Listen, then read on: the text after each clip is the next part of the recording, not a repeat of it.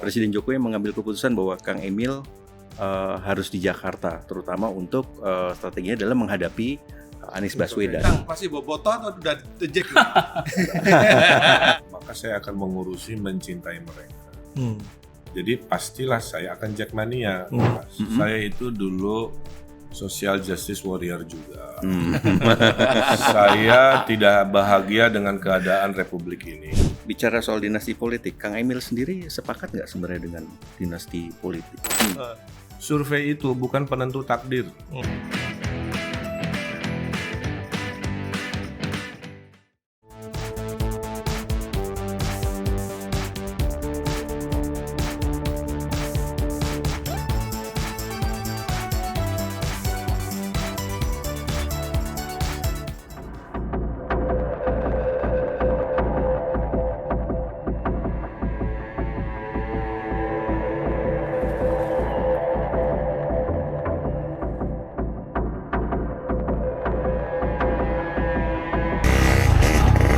Langitnya gokil. Papua ini bos, kasih keras.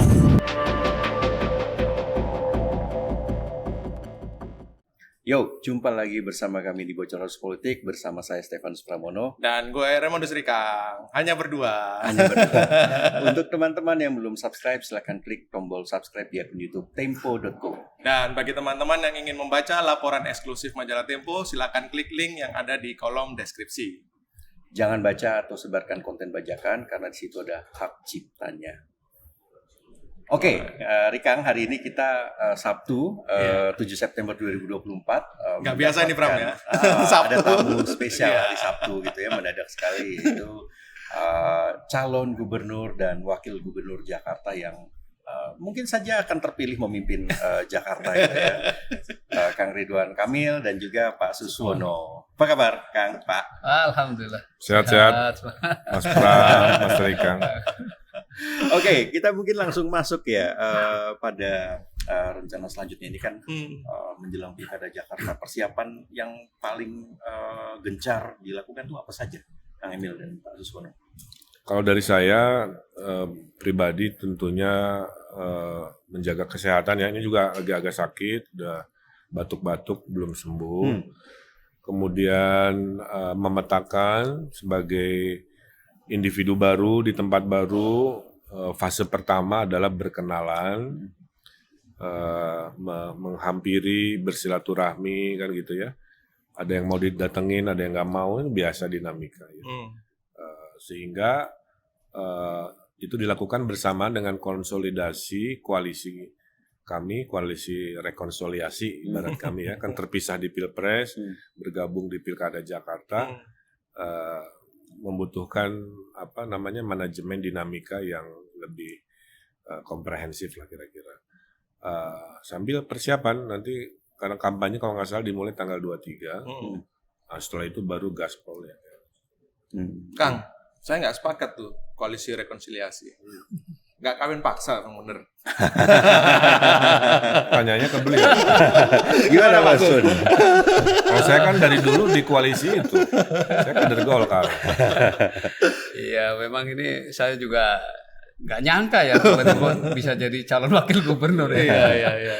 Karena saya praktis setelah nggak menteri lagi itu kan saya lebih menjauh banyak dari di politik belakang, ya, Pak? ya. Enggak, bukan, tetap di partai politik. Okay. Cuma pekerjaan di belakang layar ya, karena Majelis Pertimbangan Pusat. Yes. Kalau yang tampil ke publik kan presiden partai. Ya, di situ makanya ketika tadinya saya berharap ya aman, benar-benar aman tadi kan. Kan tadi sudah deklarasi aman kan dari PKS kan. Baliho pun udah gede juga kan. Tapi kan ya itu ternyata memang takdirnya itu memang ya kita nggak bisa baca ya. Tiba-tiba begitu kemudian nah ini ada peran beliau juga sebetulnya Bang Emil ini. Karena beliau bersedia ke Jakarta asal wakilnya dari PKS ya, karena memang fatsun politiknya kata beliau ya dia pemenang di Jakarta. Wajar dong kalau diserahkan ke PKS gitu. Beberapa nama sebenarnya udah diusulkan banyak gitu. Nah tiba-tiba ya ternyata terakhir begitu nama saya disodorkan pada senyum semua kelihatannya. Ya.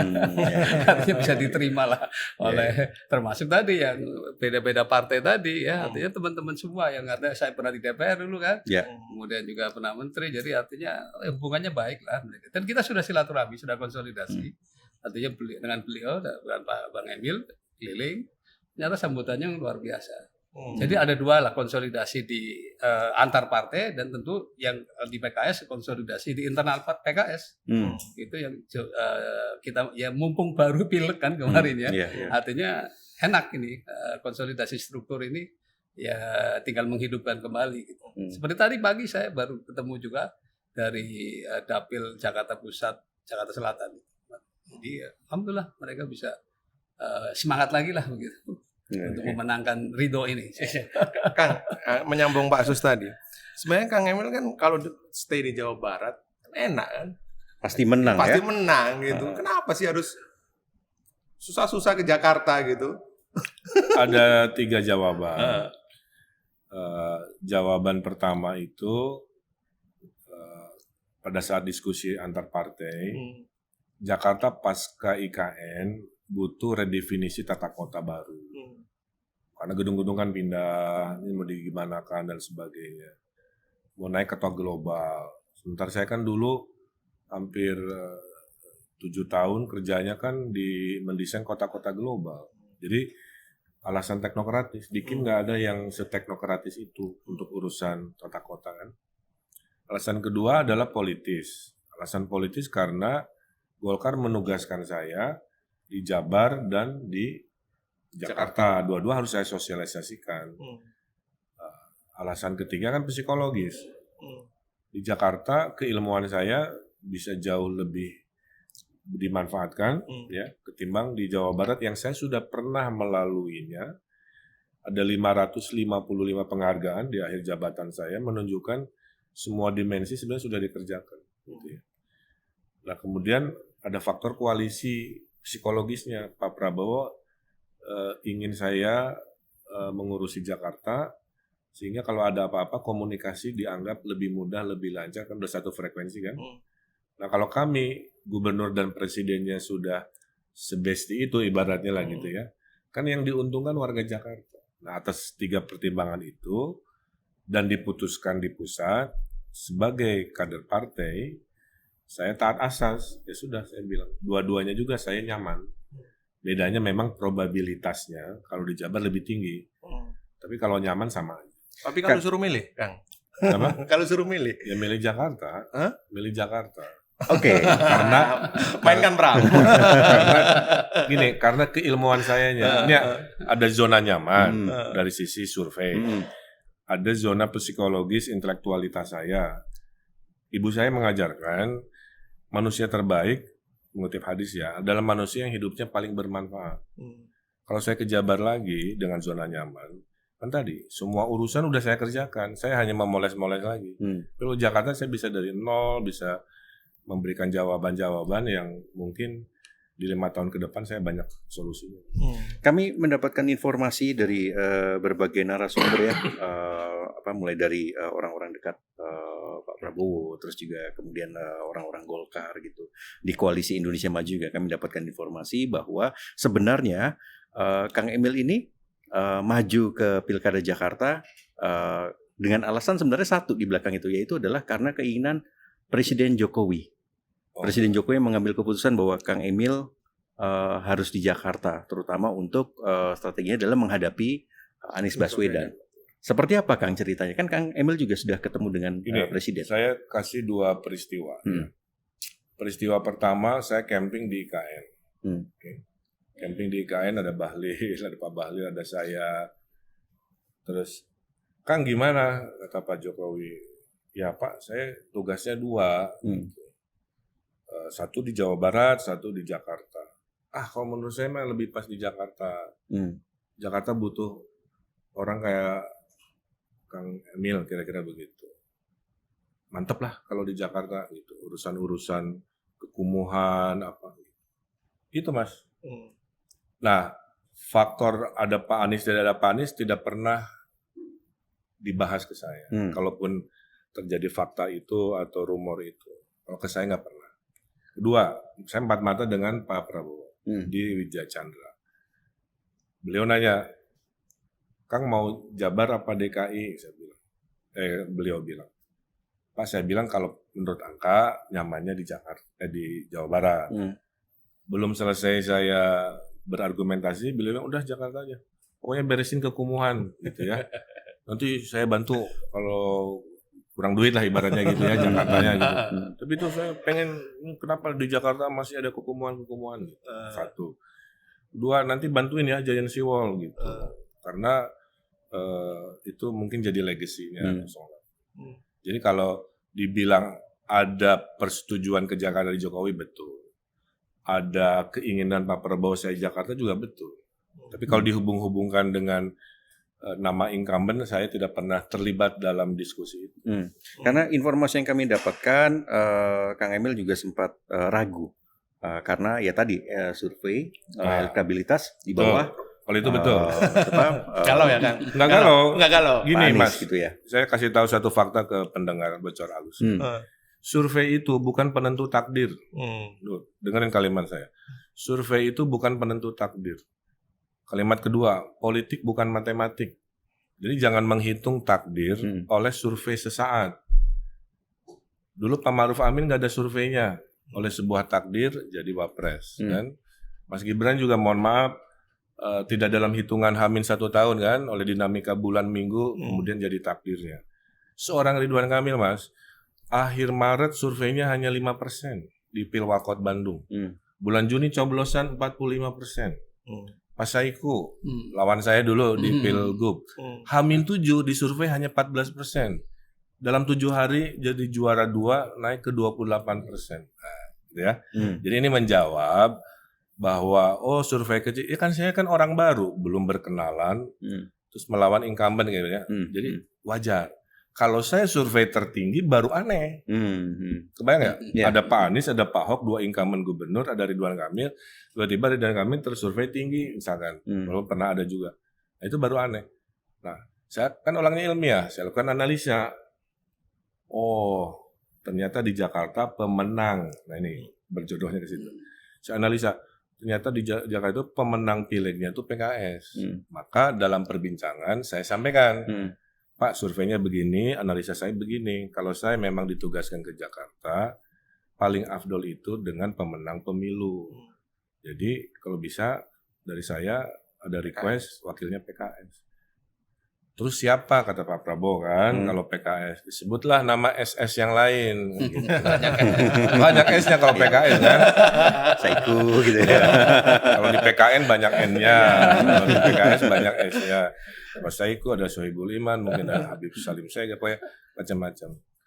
Tuh, nah, terjadilah dalam minggu-minggu itu sebuah peristiwa di mana terjadi perbincangan kan antara koalisi Kim dengan PKS yang sebenarnya bukan pilkada dalam pandangan saya, lebih pada ngomongin koalisi bergabung di pusat dengan Jakarta sebagai bagian dari turunannya. Jadi nggak pure hanya bergabung ini kan begitu. Nah, tiba-tiba berujung pada Pak Suswono. Saya bilang karena 2 kali pilkada perjodohan saya itu nggak bisa milih, pasti saya terima. Oke. Alhamdulillah langsung nyambung. Oke, tapi masuknya Kang Emil yang sudah diputuskan oleh Presiden Jokowi dan juga Pak Prabowo ini mengubah konstelasi partai.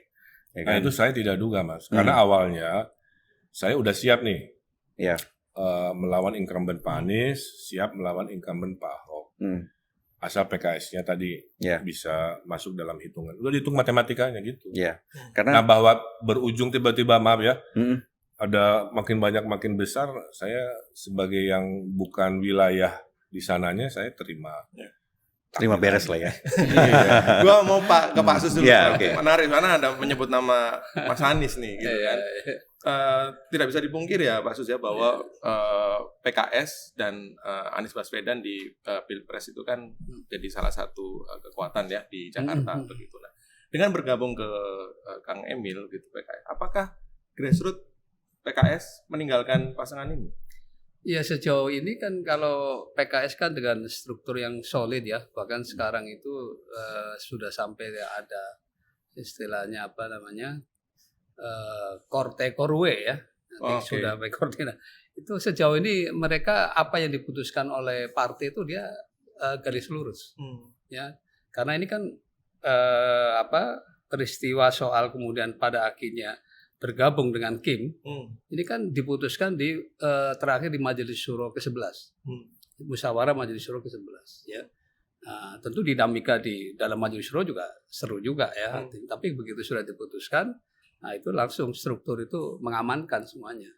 Ya, hati di internal PKS tidak ada masalah. Tapi ya. ada sejumlah pengurus PKS yang kemudian mundur ya.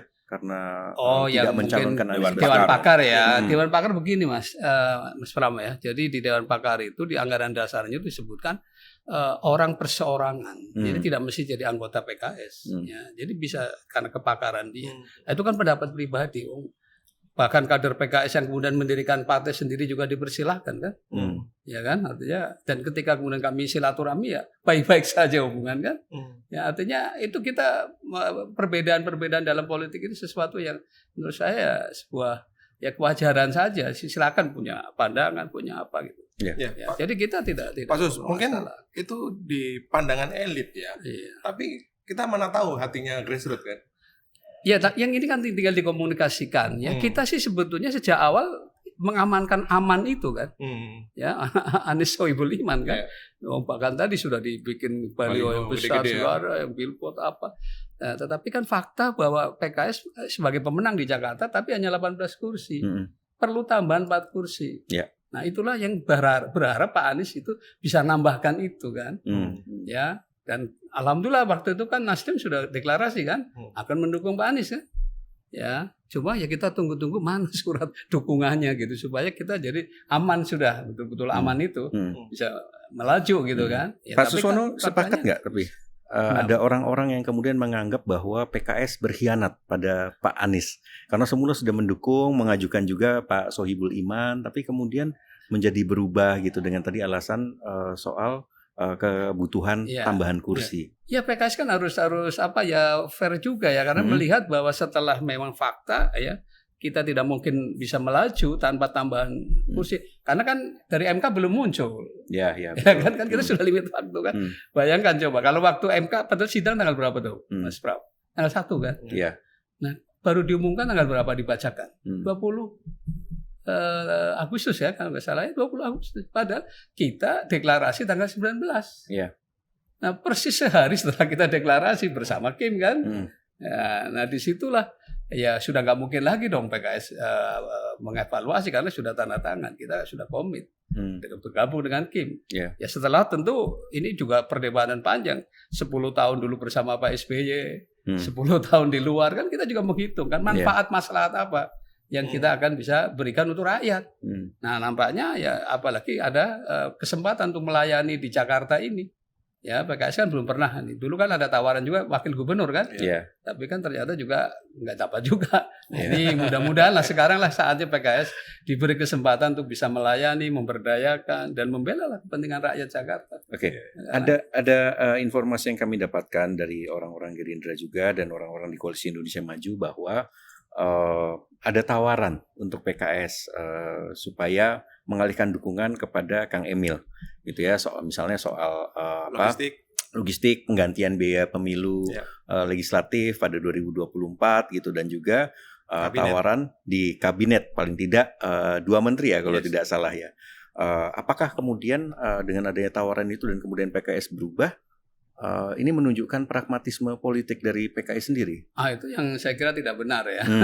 Seperti apa Pak yang benar Pak? Yang benar ini ya artinya karena memang tidak pernah kita bahas di ini di apa namanya di partai dan saya kan terlibat karena sebagai ketua MPP ya keputusan biasanya diputuskan di DPTP namanya Dewan Pimpinan Tingkat Pusat. Nah, saya kan ada di dalamnya. Jadi persis bagaimana ketika kemudian terjadi komunikasi antara Ketua Majelis Syuro dengan Pak Prabowo.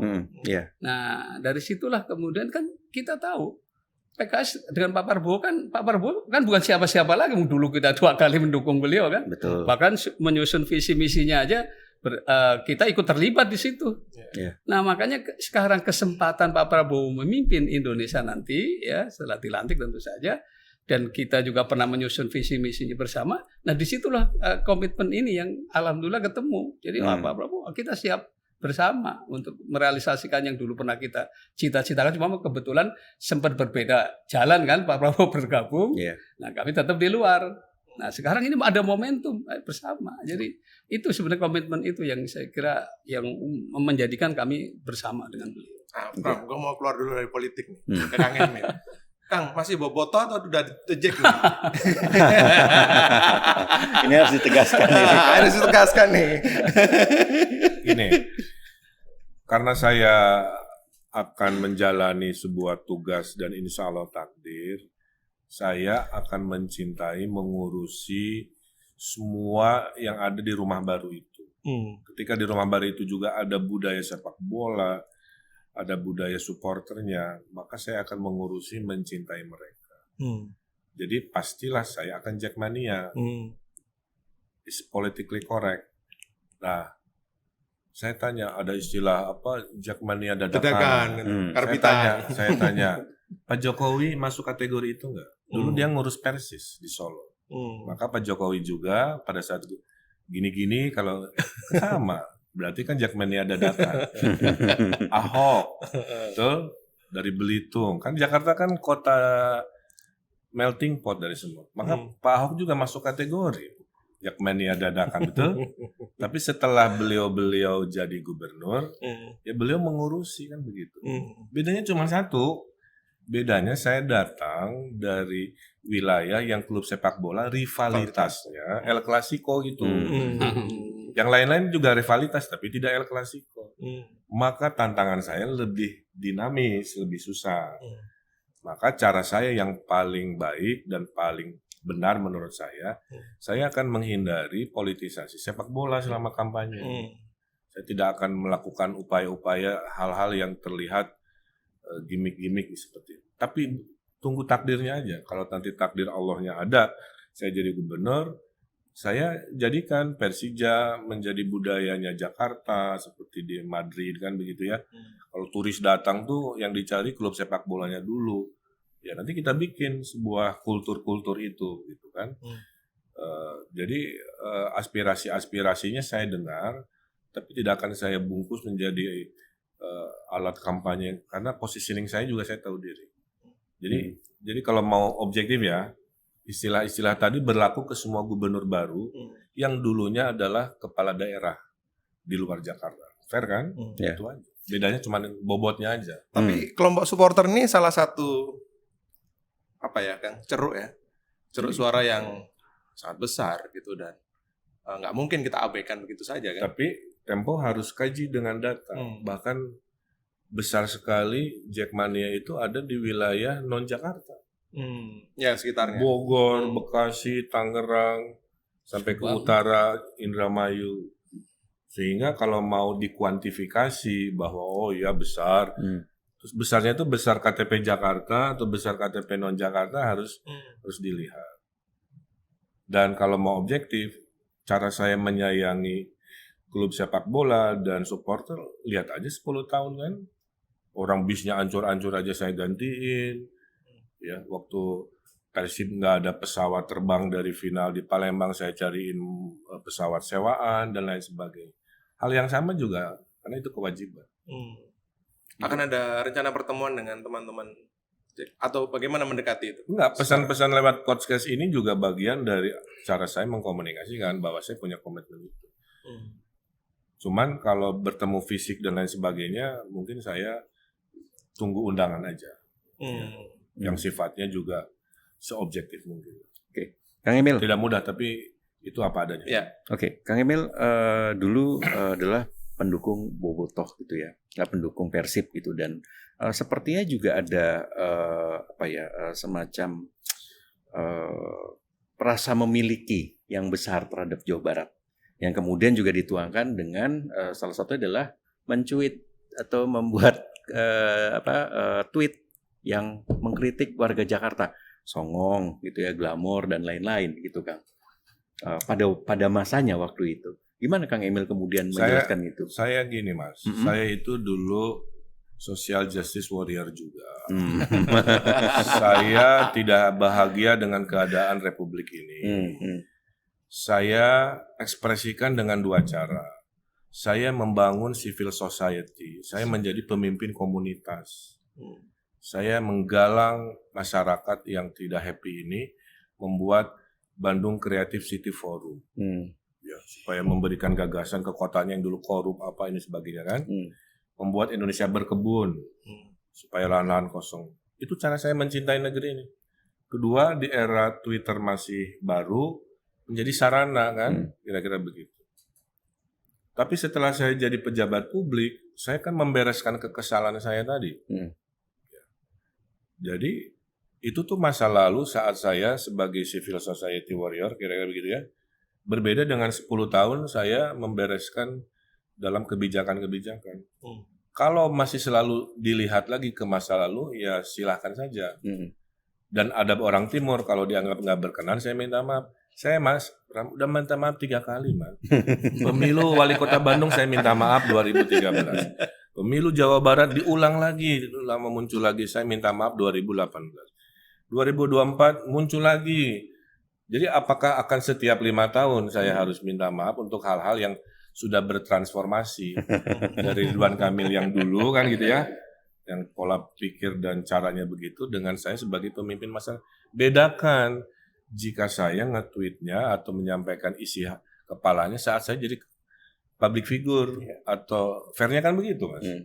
Nah, saya kalau ngulitin Mas Pram ternyata, maaf ya, ada kita zaman SMP apa banyak. Ya, banyak. Tiba-tiba Mas Pram jadi gubernur Jawa Tengah gitu. Gimana perasaannya? Tanya saya, Kang. Kira-kira gitulah konteksnya. Oke. Kang, satu topik yang menarik ya dalam perjalanan pilkada ini kan, Kang Emil sebelum dengan Pak Sus ya tentu saja, kabarnya mau dijodohkan dengan anak bungsu Presiden, Kaisang Pangarep. Apa seberapa real atau seberapa konkret? Saya katakan tidak betul rencana itu. Ada. Yang ada itu diskusi-diskusi warung kopi, menghitung-hitung perjodohan sebelum PKS masuk kan. Coba kalau dengan Raffi Ahmad, udah diobrolin. Coba kalau dengan Deddy Corbuzier, coba dengan macam-macam lah, ada 5-6 nama. Public figure ya? Public figure. Tapi harus Jawa misalkan gitu. Oh tapi harus anu. Jadi diskusi probabilitas itu, nah di dalamnya ada memang Mas Kaisang masuk dalam diskusi. Tapi tidak pernah nih saya ini ya, demi apapun dalam pembicaraan seserius seperti seolah-olah akan menjadi sebuah opsi. Nggak ada. Kami dapat informasi bahwa saat bertemu dengan Presiden Jokowi sempat disinggung juga soal nama Kaisang. Ada. Tidak ya? Atau mengarah ke sana mungkin? Saya kalau dengan Pak Presiden saya 4 mata, Mas. Jadi kalau orang itu maaf ya ngaku-ngaku dapat bocor halus gitu, gimana tahunya? Kan kami ngobrolnya pribadi. Dengan Pak Prabowo juga 4 mata. Nah, ini kadang-kadang sumber infonya mungkin mengira-ngira.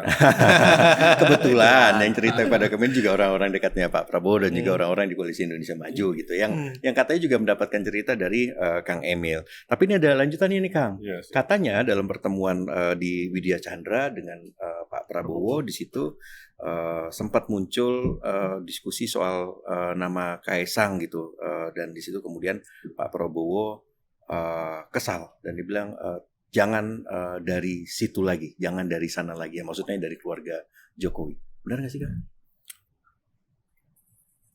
Demi apapun, saya dalam interaksi nggak pernah mendengar itu. Kalaupun itu terjadi, mungkin saya tidak dalam posisi ikut mendengar, itu aja yang bisa saya sampaikan. Ibarat ini hakim pengadilan, apakah saksi mendengar ada pembicaraan? Saya bilang saya nggak mendengar. Saya tuh dengan Pak Prabowo hanya membahas yang tadi, kamu Jakarta urusin kekumuhan, kalau kurang nanti aku tambahin, bantu saya Giant Seawall. Udah, terus wakilnya gimana? Wakilnya Pak, kalau hitungan gini-gini sebaiknya PKS karena pemenang pemilu. Siapa namanya? Itu Mas. Berarti kalau disuruh memilih tadi sesuai dengan apa yang disampaikan oleh Kang Emil antara putra presiden dan politikus PKS siapapun itu lebih milih politikus PKS gitu kan? Saya pemimpin rasional Mas. Rasionalitas saya mengatakan tadi saya konsisten bahwa pemenang Pileg 2024 PKS. Maka kalau saya mau nyaman dan juga pernah pengalaman karena saya Bandung, ya? di Bandung kan dulu wakil saya Pak Odet kan PKS, dia sudah paham itu Mas. Jadi tidak dalam bentuk perbandingan atau nego-nego nggak ada. Tapi kalau kemudian berpasangan dengan anak presiden, sangat mungkin nanti bansos mengucur ke Jakarta gitu mungkin nggak sih kan? Terlalu jauh saya nggak berimajinasi sejauh itu. Ke Pak Sus ya. Saya cuma menyampaikan syarat Tuhan kabulkan, alhamdulillah. Jodoh dengan beliau guru saya juga. Pak Sus, aman Mas. PKS ini kan anak baru nih di koalisi itu. Karena itulah kemudian muncul plus-plusnya itu kan. Sementara di koalisi ini ada juga partai Gelora begitu kan. Gimana nih kompleksitas di dalam begitu yang kita tahu bahwa PKS dan Gelora punya sejarah panjang begitu ya Pak Sus. Ya itu tadi yang saya sampaikan bahwa kita tidak menduga juga ya bahwa tadi kan istilah rekonsiliasi ya setelah Pileg dan Pilpres kemarin itu ya ternyata setelah pasangan ada Ridho ini ternyata welcome ya, semua itu menyambut dengan baik dan saya datang ke kantor Gelora juga disambut dengan baik, bahkan disediakan makan steak ya. Jadi artinya kita hubungan secara pribadi nggak ada masalah ya. Soal perbedaan partai dan sebagainya itu kan pilihan. Nah, jadi justru inilah yang seharusnya supaya pengalaman pilkada yang tahun berapa deh? 17 ya? 2017 ini jangan terulang lah. Ya kan ada pembelahan kan waktu itu. Yeah. Nah, ini jangan sampai dan ini alhamdulillah suasana sangat kondusif. Ya, jadi sangat kondusif. Ya, jadi ini saya kira berkah buat Jakarta insya Allah dengan kehadiran Ridho ini. Ya, mudah-mudahan ya pemilu dibikin yang happy aja lah gitu ya pilkada ini. Oke. Jadi, berkah untuk Jakarta atau berkah untuk PKS Pak Sus? berkah Jakarta. Karena begini Pak, pasti teman-teman Gelora pasti menggerutu juga kan? Dalam arti kita yang sudah capek-capek ikut Pak Prabowo dari Pilpres begitu kan, sementara di Pileg teman-teman PKS yang dapat. Ya rata-rata kan mereka seorang negarawan ya. Kalau negarawan kan berpikirnya bagaimana generasi ke depan ini yang lebih baik kan. Tidak berpikir next election. Tidak, tapi berpikirnya gimana next generation kan. Nah ini yang saya kira harus mulai ditumbuhkan. Dan saya lihat kelihatannya ketua-ketua partai atau pimpinan-pimpinan partai ya yang tergabung ini adalah muncullah suasana tadi ya, artinya kenegarawanannya. Jadi tidak membeda-beda. Dan saya rasa tidak ada sikut-sikutan misalnya saya ini jatah saya dan sebagainya, rasanya enggak. Karena itu kita sudah sepakat kan bahwa pemilihan menteri adalah hak prerogatif presiden. Ya artinya kayak kalau memang konsisten dong seperti itu ya udah serahkan ke Pak Presiden terpilih. Biar beliau lah yang nanti memilih siapa pembantunya. Kan enak jadi semuanya. Oke. Kembali ke soal ini sedikit ya, soal peta Pilkada Jakarta. Informasi yang kami himpun dan juga sudah ditulis di majalah Tempo setelah kemudian PKS memilih untuk bergabung ke KIM gitu ya. Koalisi Indonesia Maju ini kemudian mengakibatkan Anies Baswedan gagal maju ya, walaupun di situ sebenarnya juga ada PDIP maupun PKB dan juga kemudian disusul putusan MK itu. Pak Suswono sepakat nggak? Karena Pak Suswono juga adalah ordal PKS gitu ya. Sepakat nggak? Memang ada upaya untuk menjegal Anies Baswedan dan itu menjadi salah satu pertimbangan dari PKS soal pencalonan Gubernur Jakarta. Ya sama sekali tidak ya. Karena kita tadi sudah sampai pada tingkat di mana memang PKS dihadapkan pada harus pilihan. Ketika tidak bisa ada kendaraan untuk memajukan Pak Anies, ya apa boleh buat. Ya pilihannya tadi ini kebetulan Pak Prabowo adalah presiden terpilih. Dan kita pernah ngusung beliau 2 kali jadi calon presiden, gagal kan? Nah artinya di situ titik temunya bahwa tidak ada sama sekali. Kita pengen berharap bahwa kita aman itu betul-betul aman tadi. Coba saja waktu tadi MK kan tadi yang tanggal 1 apa istilahnya keputusan hakim, musyawarah hakim ya, tetapi dibacakan tadi sehari setelah deklarasi. Coba sebelum deklarasi. mungkin kita bisa berpikir ulang kan, oh aman berarti bisa maju nih, ya kan? Jadi nggak ada kaitan. Kalau gitu gagal masuk kabinet dong, Pak, PKS ya. Ya, kalau kemudian ya, berpikir itu nggak ada masalah. Kalau sudah kita kan pilihan sikap tadi politik. Kalau memang sudah di luar ya kan kita bisa membantu pemerintah, tidak mesti harus di dalam pemerintahan, ya kan? Nah, cuma karena tadi kita melihat dan tadi hasil musyawarah Majelis Syuro setelah 10 tahun kita di dalam, setelah 10 tahun kemudian kita di luar, kan plus minusnya ada kita hitung. Nah, ternyata dari perdebatan itu di Majelis Musyawarah Majelis Syuro yang ke-11 itulah memutuskan untuk koalisi. Ya, jadi artinya setelah tadi mentok juga tadi sudah nggak ada lagi tiket nih, karena nggak mungkin lagi Pak Anies dapat tiket karena memang Nasdem pun sudah menarik diri kan, nggak mungkin kan. Jadi nggak ada PKS istilahnya mengkhianati, apalagi bahasa-bahasa kasar seperti itu, enggak lah. Bukan budayanya PKS. Yang jelas kita nanti dengan Pak Ridwan Kamil memang kita sudah sepakat, ya kita akan silaturahmi kepada mantan-mantan gubernur, ya, bahwa kita akan melanjutkan lah kebaikan-kebaikan yang sudah ditanamkan di Jakarta ini. Jadi yang dulu programnya Pak Anies yang bagus-bagus, insya Allah kita akan terus, bahkan kita tingkatkan. Ya, soal boti lah, soal insentif apa, insya Allah kalau dihitung-hitung kira-kira bisa menambah, kenapa tidak? Jadi begitu. Aku jadi penasaran juga karena PKS bergabung dan seterusnya, seberapa sulit ya riding koalisi yang sangat gemuk? Karena kita harus dealing dengan banyak. Ini saya itu terbiasa hidupnya beradaptasi. Prinsip hidup saya. Kenapa wajahnya tenang, kalem? Karena selalu beradaptasi aja. Dulu waktu Pilwakot, Mas, saya hanya diusung 2 partai, saya beradaptasi. Pas jadi wali kota, nggak mudah. Kenapa? Program saya banyak didiskon. Oleh 70% kursi yang bukan koalisi saya cuma 2 partai. Kan? Yang dirugikan siapa? Masyarakat. Pilgub, saya diusung 4 partai, sama juga. Saya lagi asik bikin alun-alun nih, contoh lah ya. Tiba-tiba di paripurna, banggarnya menyimpulkan bahwa udah nggak boleh bikin lagi alun-alun, padahal masih ada sisa kota-kota yang belum saya kasih alun-alun ibaratnya, karena koalisinya nggak mayoritas. Nah, sisi baik dari koalisi besar ini, kita akan menguasai hampir 80% ya. Artinya program-program Ridho ini kan akan lebih banyak mudahnya. Yang diuntungkan siapa? Warga. Drama-drama politik berkurang kan.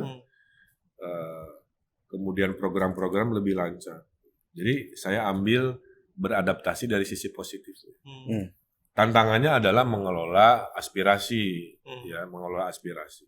Kalau saya prinsipnya sederhana, semua partai politik dan anggota-anggota DPR itu punya namanya benefit politik. Saya lakukan itu waktu di Pilgub Jawa Barat. Apa yang saya lakukan? Beliau-beliau itu ingin dapat pujian dari rakyat. Jadi waktu saya kasih lapangan voli di sebuah desa, yang gunting pita nggak saya. Yang gunting pita si anggota DPRD. Nah, salah satunya tuh rata-rata keseimbangan itu nanti akan saya carikan. Oke, Kang, kembali dulu ke sebelum pencalonan deklarasi ya secara resmi ya. Kami mendapatkan informasi juga nih. Dan kabarnya juga Kang Emil sudah bercerita ke berbagai pihak saat itu bahwa sudah diputuskan Ridwan Kamil akan maju ke Jakarta dengan berpasangan dengan calon dari PKS atau kader PKS, dan lawannya adalah kota kosong saat itu. Gitu, Kang. Benar nggak sih informasi itu, Kang? Nggak, gini. Saya paling sedih justru. Kalau saya lawan kota kosong, saya kredibilitas saya itu direndahkan. Seolah-olah saya gubernur giveaway. Padahal saya petarung. Saya punya kredibilitas.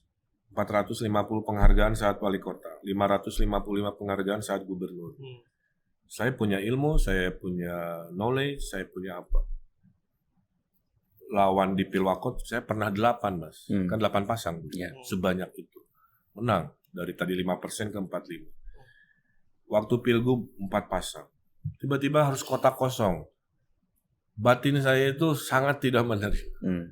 Karena orang nanti akan merendahkan pencapaian value saya, seolah-olah tidak ada effortnya, tidak ada usahanya kan begitu.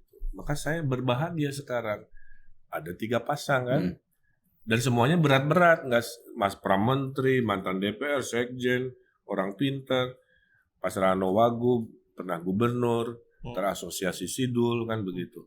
Walaupun beliau kan bapaknya Minang, ibunya Bogor kan, misalnya. Kemudian Pak Dharma, latihan bintang 3. Bukan Melati kan, berarti kapasitas-kapasitas 3 pasang ini bagi saya setara.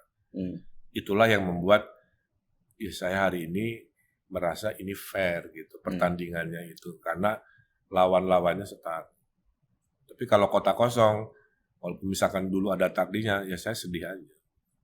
Apa keunggulan komparatif Kang Emil dan Pak Sus dibandingkan? Banyak. Harus saya jawab ya. 1, kami berpengalaman. Saya ngurus wilayah 10 tahun. Sebutin semua permasalahan saya pernah lalui. Ya, mayoritas berhasil, sebagian berdinamika. Beliau pengalaman di kabinet. Jadi nego-nego dengan dirjen ibaratnya gitu kan, udah paham. Kalau kita butuh pohon kurang gitu ya, atau ada kekeliruan, negosiasi. Di Republik ini Mas, ngeberesin urusan nggak bisa formal meeting-meeting, kadang-kadang via WA, via makan malam, via cerita masa lalu, via ngopi, beres. Nah, beliau punya pengalaman. Kedua, saya usia masih relatif junior lah gitu, beliau sudah senior. Berarti kan saya bisa di lapangan lebih motori kemana-mana kan, seperti yang saya lakukan. Beliau yang ngademin kan, kayak ubin musola gitu. Kalau demo-demo atau apa, Pak Sus dulu ya, saya ngurusin banjir sono, Pak Sus yang nerima demo. Misalkan ya, imajinasinya begitu. Ketiga, ketua DPRD-nya kan PKS. Jadi kondusivitas politiknya lebih terjamin ketika gubernur, eksekutif, dan eksekutif itunya dalam satu partai. Itu kelebihan kami dibanding 2 pasangan lain. Ya. Soal lain adalah bagaimana kita melihat Jakarta setelah ibu kota pindah ke Nusantara. Gitu. Seberapa strategis Kang Emil melihat ini dan apa ambisi Kang Emil? Kan kemarin kita berdebat ya Pak, nulisin visi ya. Saya kalimatkan visinya ya.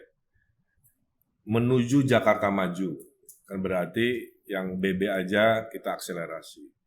Sebagai kota global, berarti indikator Singapura, Hong Kong yang kota global harus kita naikkan indeks dengan program. Dengan cara-cara karya inovatif. Jadi saya akan banyak menghadirkan inovasi-inovasi arsitektur yang berkeadilan. Yang berkeadilan artinya kita akan bikin RW-RW dikasih anggaran. Mungkin 100-200 juta per RW. Kita ada satu arsitek, satu kecamatan. Sehingga pembangunan didesain oleh warga juga secara berkeadilan. Kemudian menuju sejahtera tadi. Dari kredit tanpa bunga berbunga tanpa agunan buat duafa unbankable. Sampai kita dorong konglomerasi bikin pusat pertumbuhan supaya nggak di tengah saja ya.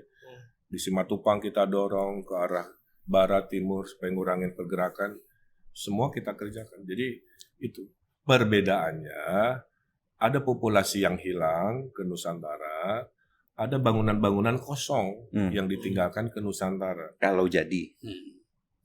Kan baru saja Presiden Jokowi juga menunda pemindahan ASN ke sana. Gitu. Ini kan dalam proses kejadian itu sedang berproses. Yang membedakan adalah kecepatannya, bukan jadi tidaknya kalau pandangan saya. Karena udah dibangun sekian rupa masa kosong kan. Cuman per hari ini, per bulan ini, kesiapan yang diekspektasikan tidak seperti yang diharapkan. Jadi makanya kan Pak Prabowo mengkomit untuk meneruskan Nusantara. Tapi bedanya saya akui anggarannya pasti tidak akan sebesar Pak Jokowi kan. Karena legasi Pak Jokowi di situ, legasi Pak Prabowo di makan siang. Nah, jadi saya dari sekarang saja tim sudah memikirkan gimana di kawasan tengah Jakarta. Pak Jufkala nitipin ke saya, Kang pokoknya Gubernur Jakarta mau urusin kekumuhan aja. Itu kamu beresin dalam 5 tahun, insya Allah akan dikenal sebagai gubernur yang progresif gitu. Oke, tapi hati Kang Emil itu sendiri sebenarnya memilih Jakarta tetap menjadi ibu kota atau ibu kota ya di IKN? Saya ingin mengedukasi pemirsa Bocor Halus ya. gagasan pindah ibu kota bukan gagasan Pak Jokowi. Ya. Dilaksanakannya di era Pak Jokowi betul. Di zaman kolonial saja, Batavia itu sudah dinyatakan tidak layak jadi ibu kota kan? Ya. Maka pindah IKN-nya ke Bandung. Setelah beradu dengan Malang, Semarang dipilih Bandung. Pindahlah militer-militer kan keburu ke Bandung semua. Kementerian SDM, Perhubungan, makanya PT KAI ada di sana kan. Keburu krisis 2019-29 yang Great Depression. Keburu Jepang datang bubar IKN-nya Mas. Zaman Soekarno Palangkaraya bubar karena nggak ada dana sebagai negara baru. Zaman Pak Harto jonggol. Jadi artinya saya pro pindah gitu. Karena pemusatan segala sesuatu di suatu titik sebenarnya tidak sehat. Itulah kenapa New York pusat bisnisnya, walaupun dulu pernah jadi ibu kota, Washington DC sebagai pemerintahan. Terjadilah di Australia, di mana-mana. Hanya butuh waktu, nggak bisa berharap. Makanya Nusantara ini dalam hitungan 20 tahun belum berdampak. Itu catatan saya, Mas. Oke, jadi Kang masih Emil Jakarta masih pusat segala. Oke, jadi hati Kang Emil setuju untuk pemindahan IKN. Walaupun Kang Emil very ilmiah. Oke, Kang Emil juga waktu 2022 dan sebelumnya juga pernah mengkritik ya soal IKN ya. Misalnya seperti bilang bahwa populasi di IKN itu akan sepi banget gitu. Bukan mengkritik, lain-lain. bahasanya gini. Waktu Pak Jokowi ada wacana bikin IKN, saya datang Mas bawa lembaran. Pak, ini contoh-contoh ibu kota yang gagal loh Pak. Brasilia gini, Canberra begini, Myanmar begini. Oh gitu Pak Ridwan. Jadi apa dong rekomnya? Tantangan, jadi bukan kritikan. Tantangan membangun ibu kota baru Pak adalah memindahkan orang. Gimana ngimpor orang? Kalau urusan ngimpor orang, Dubai paling jago. Dari tidak ada apa-apa menjadi ada, menjadi kota. Kenapa? Rame banget. Karena insentif pajaknya dinolkan apa itu. Jadi nggak melulu bangunan ya. Jadi IKN itu kalau tidak dibarengi insentif ngimpor orang, memindahkan populasi, cenderung akan jatuh sebagai kota gagal seperti yang lain-lain yang pernah melakukan. Gitu Mas maksud. Oke. Kang, Jakarta kan menjadi batu loncatan Kang Emil untuk karir politik di level nasional. Saya cuma melihat begini, Jakarta itu atensinya berlipat-lipat dibanding kota lain. Dimulai dari saya makan-makan dengan media aja yang datang 3 kali lipat dari yang saya bayangkan. Kan? Jadi tidak bisa dihindari, semua gubernur Jakarta dapat atensi besar. Apakah 2029 atensi besar ini mempengaruhi takdir politik? Menurut saya tidak semerta-merta. Butuh apresiasi, butuh dukungan, dan kita paham perjodohan takdir politik bukan matematik. Jadi terlalu jauh kalau kita survei, kita hitung. Jadi jawabannya adalah beri saya kesempatan kerja dulu, hal-hal begitu nanti ada waktunya lah ya untuk membahas yang lebih relevan. Dulu Pak Jokowi juga bilang gitu. Iya. Gak mikir ya kan, gak mikir mau kerja dulu gitu kan. Sekarang saya tanya, kalau diobrolin dari sekarang, bukankah menjadi tidak produktif kan? Pilkada aja belum, kerja aja nggak kelihatan. Tiba-tiba, maaf ya, bising diskusinya ngomongin masa depan politik kan. Maaf ya, dalam Islam itu kita itu harus adil. Adil itu dalam Islam menempatkan segala sesuatu sesuai dengan takarannya. Jadi takarannya masih urusan begini, kita udah menakar hal-hal yang, nah itu menurut saya nggak adil. Oke, bicara sedikit soal keadilan gitu ya. Keadilan politik itu kan juga muncul dengan memberikan kesempatan yang sama pada semua warga negara. Nah, PKS itu dulu gencar mengkritik dinasti politik yang tidak memberikan kesempatan yang sama.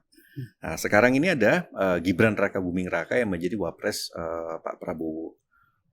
Artinya PKS sudah beralih mendukung politik dinasti dong, kalau begitu Pak Suswono. Ya, ini yang tentu harus dibedakan ya antara satu proses yang dilalui melalui tidak aturan, nah tentu itulah yang kita protes. Tapi kalau sesuatu pada akhirnya sesuai dengan aturan-aturan main yang sudah disepakati, ya apa boleh buat. Seperti IKN lah, PKS kan menolak, ya kan? Karena memang kita melihat ada prioritas. Kenapa mesti harus memindahkan ini yang dananya cukup besar? Ya. Yang kita perkirakan akan ya berdampak pada penambahan utang dan sebagainya. Itu kan reasoningnya PKS kan begitu. Ya. Tetapi fakta bahwa pada akhirnya disetujui kan ya kita kan terikat semua oleh aturan itu. Ya. Jadi sama halnya dengan peraturan soal hak warga negara yang mau ikut kontestasi, yang penting ikuti aturan. Jangan kemudian dengan cara-cara misalnya merubah aturan supaya menjadi sah misalnya seperti itu kan begitu. Pada kasus Intinya kan Gibran itu kan ada putusan 90 ya. Ya, tetapi kan pada akhirnya kita juga harus menyepakati suatu keputusan kan harus ada batasannya. Nah, ketika MK kemudian memutuskan itu, ya kan ya mau tidak mau kita terikat karena itu sifatnya final dan mengikat kan begitu. Nah, jadi pada akhirnya walaupun mungkin pada dasarnya kita tidak setuju, tapi ketika sesuatu kemudian sudah diputuskan, ya harus terikat. Seperti contoh terakhir ketika MK kemudian memutuskan bahwa persentasenya tadi bisa diturunkan kan. Ya itu di DPTP rapat saya ikut di dalam rapat itu bahwa kita harus ikuti keputusan itu. Karena itu final dan mengikat. Terlepas dari pada dasarnya kita misalnya kenapa sih ya protes kan ada. Kenapa tidak jauh-jauh hari keputusan ini dikeluarkan? Kenapa setelah tanggal 20?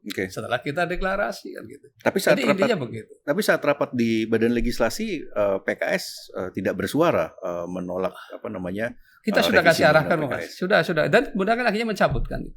Akhirnya setelah muncul demo besar. Tidak seperti itu sebetulnya. Kita sudah ngasih guideline itu. Nah, cuma memang kemudian di DPR sendiri terjadi satu itu tadi ya dinamika yang nampaknya mungkin waktu itu kelihatannya mungkin dia berpikir bahwa dimungkinkan ya, tetapi ketika kemudian ini nyalai karena keputusan MK adalah final mengikat dan itu keputusan di DPTP-nya sudah seperti itu. Pada akhirnya dia kan tidak meneruskan. Oke, bicara soal dinasti politik, Kang Emil sendiri sepakat nggak sebenarnya dengan dinasti politik?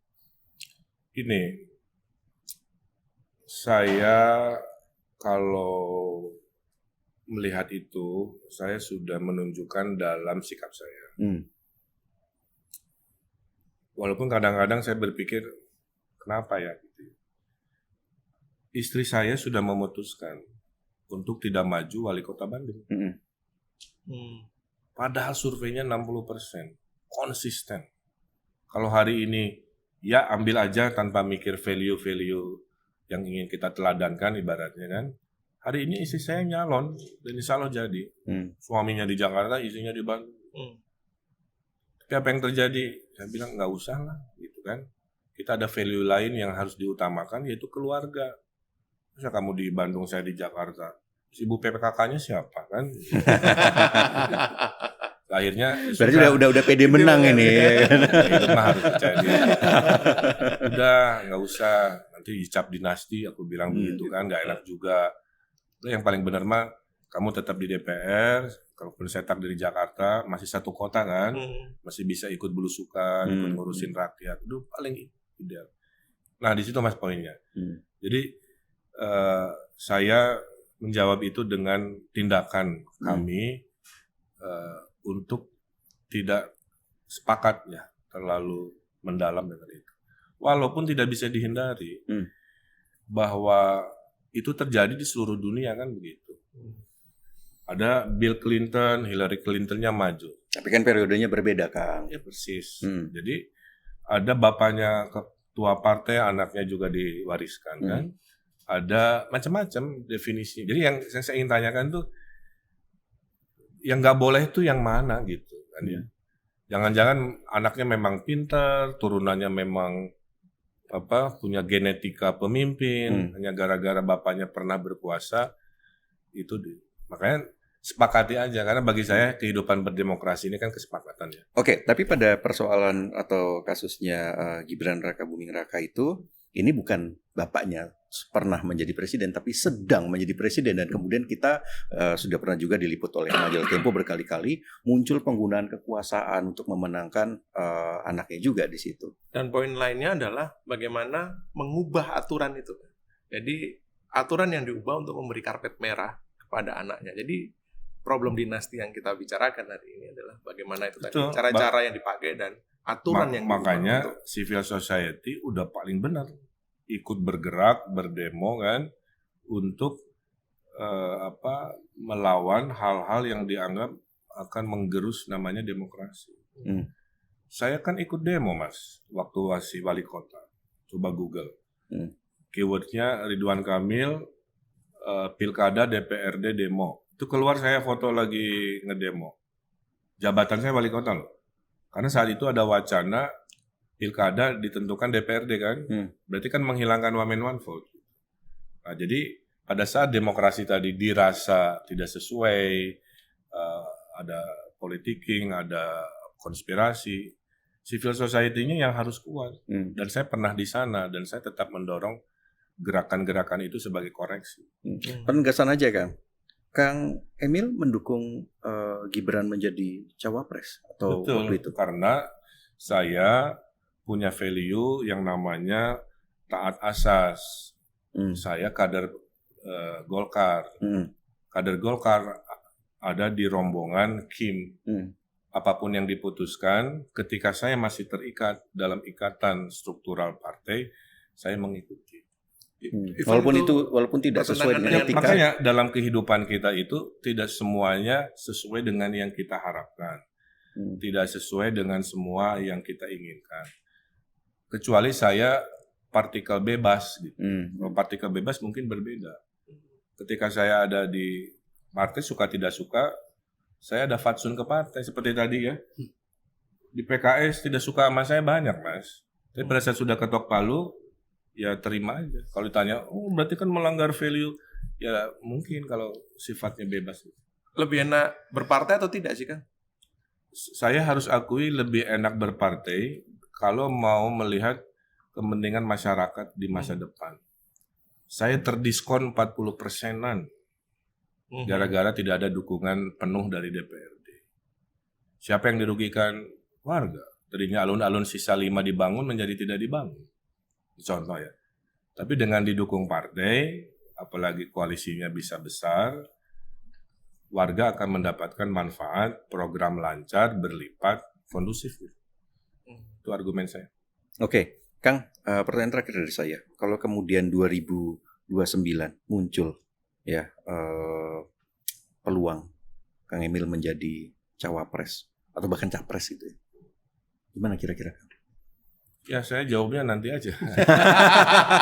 Kita diskusi nanti. Saya susah jawabnya coba.